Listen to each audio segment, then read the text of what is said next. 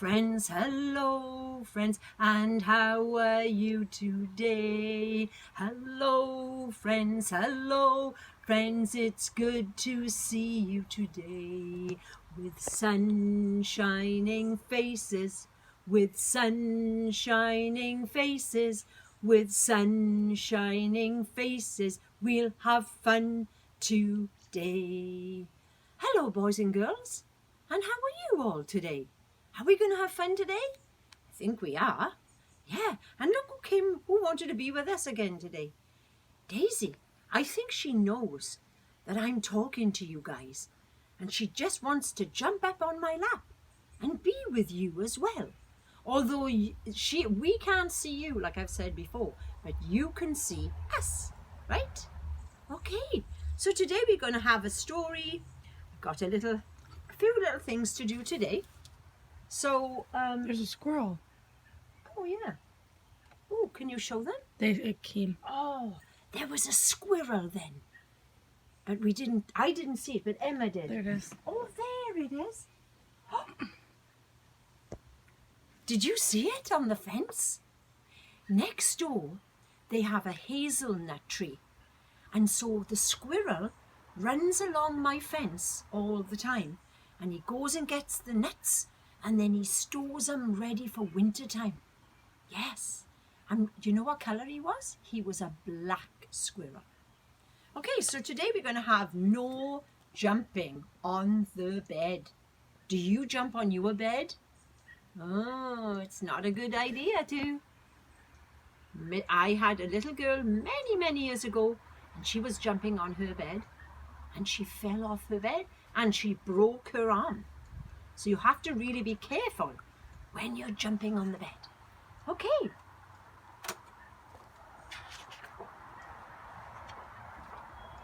Jumping on the bed. Oh, okay.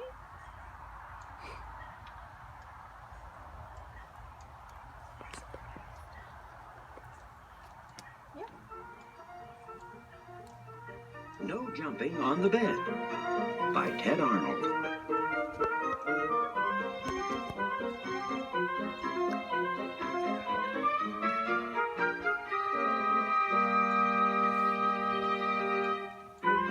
In his bedroom near the top floor of a tall apartment building, Walter was getting ready for bed. Before turning out the light, his father said, "If I've told you once, I've told you 1,000,000 times. No jumping on the bed. One day it'll crash right through the floor. Now lie down and go to sleep." "Just one more time?" asked Walter. But instead, he plopped down on his pillow and squeezed his eyes closed. "Good night," said his father. He turned off the light and pulled the door almost closed. The room was dark and quiet, except for a soft thump, thump, thump coming from the room above. "That's Delbert upstairs," thought Walter. He switched on his bedside lamp. If Delbert can jump on his bed, so can I. Walter bounced higher and higher. On his last jump, his hair brushed the ceiling. But when he came back down, his mattress creaked, the floor cracked, and the whole bed tipped sideways. Then, down through the floor fell Walter, bed and all. Now, it happened that Walter's bedroom was directly above Miss Hattie's dining room. She was more than a little surprised when a bed fell through her ceiling and Walter landed in her plate of spaghetti and meatballs. "I was not expecting company for dinner," she mumbled with a mouthful of meatballs.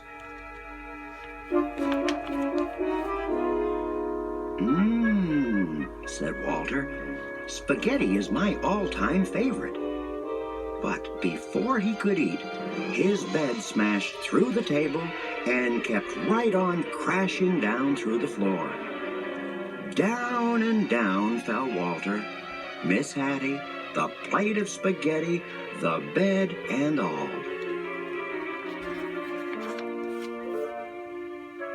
Miss Hattie's dining room was above Mr. Matty's TV room. Mr. Matty didn't even notice a bed falling through his ceiling until a meatball bounced off his head. Miss Hattie tumbled into his lap, and Walter splashed into his aquarium. "I've already had my bath tonight," said Walter. He wanted to stay and watch the monsters on TV, but his bed crunched through the floor, taking the TV with it. Down and down fell Walter, Miss Hattie, Mr. Matty, the TV, the spaghetti, the bed and all. Walter's Aunt Batty had just moved into the building. She was still unpacking when Miss Hattie, Mr. Matty, and a dripping wet Walter tumbled through the ceiling right into a box containing her rare Patagonian stamp collection. When he burst through the bottom of the box, Walter was a sticky mess. "I see you've started collecting stamps," said Aunt Batty as she followed Walter through the new hole in her floor. Down and down fell Walter, Miss Hattie, Mr. Matty, Aunt Batty, the stamp collection, the TV, the spaghetti, the bed, and all. Patty and Natty had worked 3 days building their dream house with blocks. Afraid that Fatty Cat might knock something over, they carefully shooed her out for the night. Then the upstairs neighbors came through the ceiling. "Excuse us," said Walter, remembering his manners. "We won't be staying long." The words were barely past his lips when Walter's bed bashed through the floor and continued on its way. Down and down fell Walter, Miss Hattie, Mr. Matty, Aunt Batty, Patty, Natty, Fatty Cat, the stamps, the TV, the spaghetti, the bed and all. The last thing Mr. Hanratty ever expected to see was a bed coming through his studio ceiling, followed by nearly everyone in the building. "If I'd have known you wanted to see my paintings," he said, "I would have tidied up a bit." But they never once paused to admire Mr. Hanratty's colorful artwork. They were too busy splashing in his cans of paint. Then his floor caved in, and everyone followed Walter's bed down through the hall. Down and down fell Walter, Miss Hattie, Mr. Matty, Aunt Batty, Patty and Natty, Mr. Hanratty, Fatty Cat, 17 cans of paint, the stamps, the TV, the spaghetti, the bed and all. Maestro Ferlingatti and his string quartet were astonished by the colorful crowd that fell from the ceiling.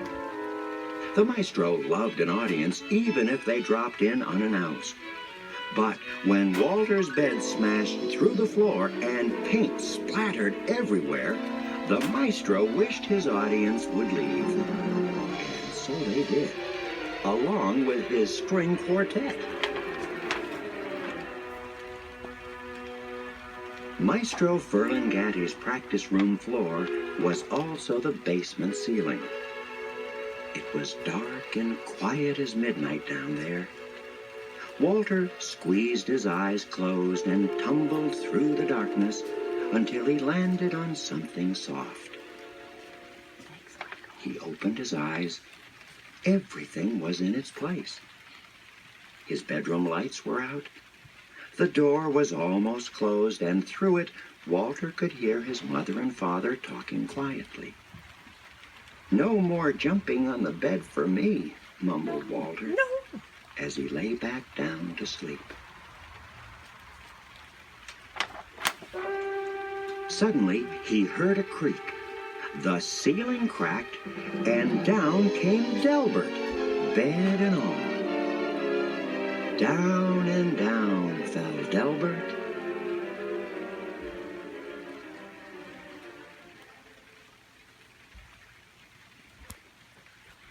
The end.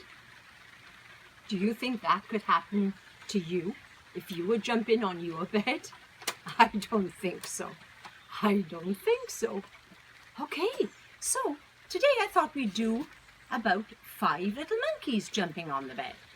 So can you show me 5 fingers? So let's count together how many fingers I got on my hand. 1, 2, 3, 4, 5. So we're going to turn those 5 fingers into monkeys. Now you're going to have your bed. And I'm sure you know this, but if you don't, you can come along, sing along with, say it with me. Ready? 5 little monkeys jumping on the bed. One fell off and bumped his head. Mummy called the doctor and the doctor said, "No more monkeys jumping on the bed." How many monkeys? Let's count. 1, 2, 3, 4. 4 little monkeys. Can you get 4 monkeys? Get your bed. 4 little monkeys jumping on the bed. One fell off and bumped his head. Mummy called the doctor and the doctor said, "No more monkeys jumping on the bed." How many monkeys? Let's count. 1, 2, 3. Can you show me 3 fingers? Right, get your bed. 3 little monkeys jumping on the bed. One fell off and bumped his head. Mummy called the doctor and the doctor said, "No more monkeys jumping on the bed." How many monkeys? Can you count them? How many? Yes, good counting. Let's see if you're right. 1, 2. Right, good. Get your bed. 2 little monkeys jumping on the bed. One fell off and bumped his head. Mummy called the doctor and the doctor said, "No more monkeys jumping on the bed." How many monkeys? Oh, 1 little monkey. Why is she lonely? Why is the monkey lonely? Because all his friends have jumped off the bed. Get your 1. Have you got 1 finger? Get your bed. 1 little monkey jumping on the bed. He fell off and bumped his head. Mummy called the doctor and the doctor said, "No more monkeys jumping on the bed.